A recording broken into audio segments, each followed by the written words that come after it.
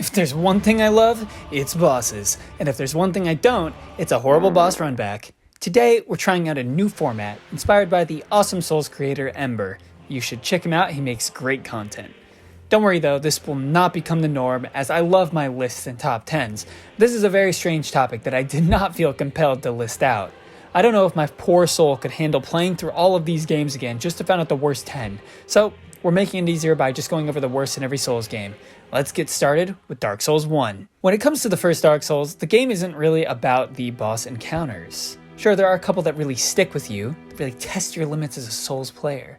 But the first Dark Souls is primarily about this world of Lordran and getting absorbed into the faraway land, just as intricate yet more magical than our own. Any crazy boss runbacks aren't too punishing because there aren't too many hard bosses in the game. This is true of one of the most obvious candidates, Seath the Scaleless, with his Invisible Bridge runback. But because the boss is kind of a pushover, it means you're really only going to be doing this a couple times at the max. Plus, it's hard not to love the glistening crystal caves and the delicate falling snow. Bed of Chaos is not good, but it's more long than challenging, and your progress is saved on the boss. Sure, it's a 0 out of 10 boss, but we're ranking the runback here, not the boss. In this case, I'm gonna have to give it to the Lord of Skeletons himself, Nito. So why Gravelord Nito? Well, firstly, you have to run through an entirely pitch black cave full of giant skeletons and giant skeleton dogs. Of course, one wasn't enough. There are items to help you see a lot better, but the violent labyrinthian nightmare is only the first reason why this is here. This trek is long, and I mean long. I've been spoiled by Sekiro and Elden Ring 5-second runbacks. But if you do manage to find your way reliably through the last section of the Tomb of the Giants, you have a lot left till you reach Nito. Then you got these guys, which aren't much of a problem as they really try to jump scare you to death, but they're just another obstacle that you have to be aware of.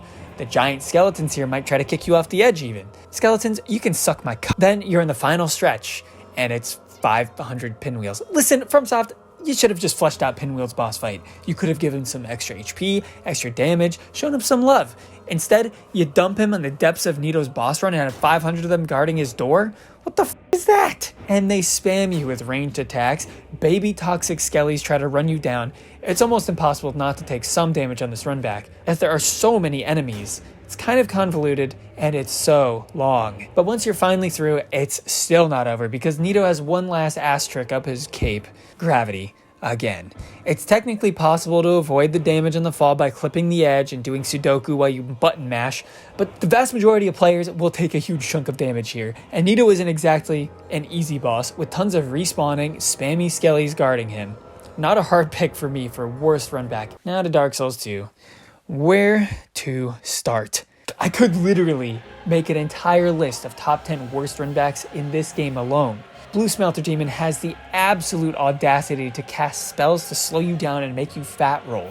Gank Squad has petrifying statues and mazes of enemies. Sir Alan makes me want to... Okay, yes, all the optional DLC bosses have atrocious runbacks, but we all knew that. There are even some in the base game, though, that make me genuinely never want to play this game again. A fantastic example is the horrendous Executioner's Chariot runback. It gives me chills just thinking about it. With all of that said, I have to cheat and pick 2 boss runbacks in this case because there are just so many damn disgusting ones. Dark Lurker and Ludenzalen. These 2 runbacks are repugnant for polar opposite reasons.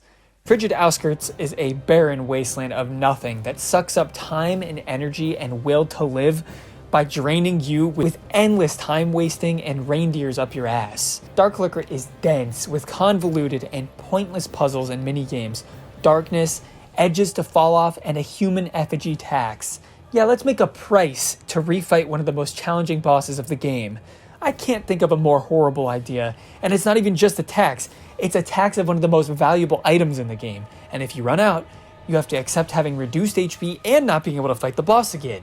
While Frigid Outskirts is definitely a worse area overall, as a boss runback, I can't decide between it and Dark Lurker simply because of the horrible taxing and convoluted and aimless hoops you have to jump through just to fight the boss. Both achieve gold medals in the Olympics of horribleness. Now off to Bloodborne. The Bloodborne base game reminds me more of the Dark Souls 1 philosophy than the others, where the world is more of a character than some of the bosses. The problem here, though, is that the boss difficulty has been kicked up a lot since the first entry in the Dark Souls series, meaning if you do die, you are going to be doing that run back a whole lot more times than most of the bosses in Dark Souls 1. Thankfully, there aren't too many bad ones in Bloodborne, but with careful consideration, I have to go with the Shadows in Yharnam. Of all the ones we've covered so far, this is definitely the least offensive, but it's not really any shorter. It's a long and arduous trek to get back to the Shadows, and it's placed deep in the Forbidden Woods. You might have noticed a theme here. The Forbidden Woods are dark and convoluted, which reminds me of a lot of our other entries. New players will most certainly get lost a few times in here. There are a few saving graces though, like the quicker speed of Bloodborne making running past enemies easier, and the massive pigs being free sources of blood vials. With experience, this will be a breeze compared to some on the truly haunting level, but because the Shadows are no pushover, and this place is so confusing to new players, this will certainly provide a bit of headache to any hunters without a lot of experience. Now for Dark Souls 3. Dark Souls 3 represented a turning point in the series. At this point, From seemed to have a chat in the office and realized that just about nobody plays their games for the runbacks, but a lot of them do for the bosses. If they had runbacks like they do for Nito or any from Dark Souls 2, with a really hard Dark Souls 3 boss, people would burn their PCs and riot immediately. So what did they do? They copied and pasted bonfires all over the place. This meant runbacks were a lot shorter. At this point, runbacks became a mild hurdle on the way to a really challenging boss fight, which I appreciate. There are a couple that take a weirdly long amount of time, but don't really pose any threat, like Twin Princes or Midir.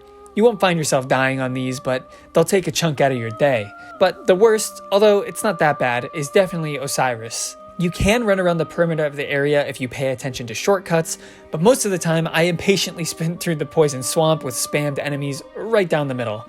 When that happens, I definitely catch myself dying once or twice pointlessly. The weird abyss-like creatures are spammy and hard to predict, and the big knights can legitimately two-shot you if you aren't careful. It's kind of a long trip either way you take it, including elevators and time wasting generally, but it doesn't hold a candle to anything in Dark Souls 1 or 2, or even Bloodborne honestly. Though if you do get poisoned, that kind of is a pain in my ass. Now we're off to Sekiro. Sekiro is full of Nah, honestly, there's just about nothing I can even place here. I am only considering main game bosses here, meaning I can't include something like the Drunkard, which can be mildly annoying. Basically, all of the main bosses have sculptor's idols right there. Just think about how many short ones there are, like Ishin, or Guardian Ape, or Lady Butterfly, or Gyobu. Now we're on to Elden Ring, the most recent entry. Elden Ring borrowed from the Dark Souls 3 philosophy of more is better, meaning you can touch some grace wherever you are. There are just about no horrible runbacks again, thankfully, but there are a few that are worse than others. One of the notable exceptions in this game is Renala, and although her fight is really easy and the runback isn't too bad, the falling boulder and the tiny bit of parkour can become a bother once or twice in your playthrough. For this one though, I'm gonna have to go with Dragon Lord Placidusax for doing the grave sin of wasting my time. He's hard AF, and every time I go to fight him, I have to watch my character oddly parkour and fall over and over and over again, and then there's this massive cutscene and a bit of a jog to go meet him. While, again, it's a huge improvement on the struggles of the earlier games, when the bosses are this much more difficult, the time spent on a runback is precious. One horrible runback with a boss like Nito is alright, because it's just going to add a few minutes to your playthrough. But if you died 10 to 20 times to Placidusax, this mini parkour section is going to add up a lot of frustratingly wasted time. Just get good, I suppose, and you'll be alright. And finally, let's mention Demon Souls. So, I know I sound like a broken record with this one. If you followed me for a bit, you already know I have not been able to get around to playing Demon Souls. But I've heard horror stories of entire level-sized boss runs. So I'm going to leave this one to you guys. What is the worst boss runback in Demon Souls? Comment below and let me know. Actually, why don't you just let me know for every game? Let me know your least favorite runback in every Souls game, and have a great day. See you later. Peace. Thank you for watching.